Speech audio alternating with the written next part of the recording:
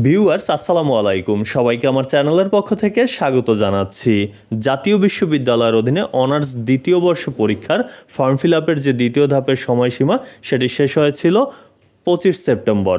পরীক্ষাটি মূলত শুরু হবে 22 অক্টোবর থেকে। অনেকেই আমার বিভিন্ন ভিডিওতে কমেন্ট করে যে বিষয়টি জানতে চাচ্ছেন যে এই ফর্ম ফিল আপের সময়সীমা আবার বৃদ্ধি করা হবে কিনা। তাদের জন্য জাতীয় বিশ্ববিদ্যালয় কর্তৃপক্ষ একটি সুখবর দিয়েছে।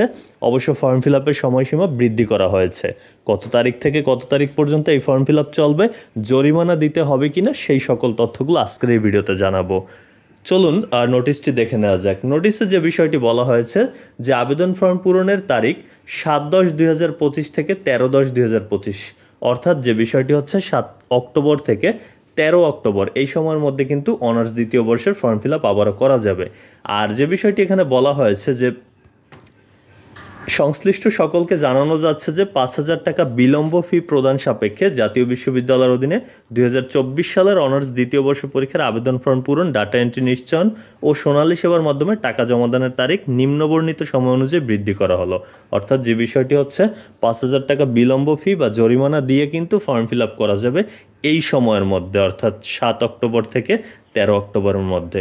আশা করি বিষয়টি বুঝতে পেরেছেন। এতক্ষণ সাথে থাকার জন্য অসংখ্য ধন্যবাদ।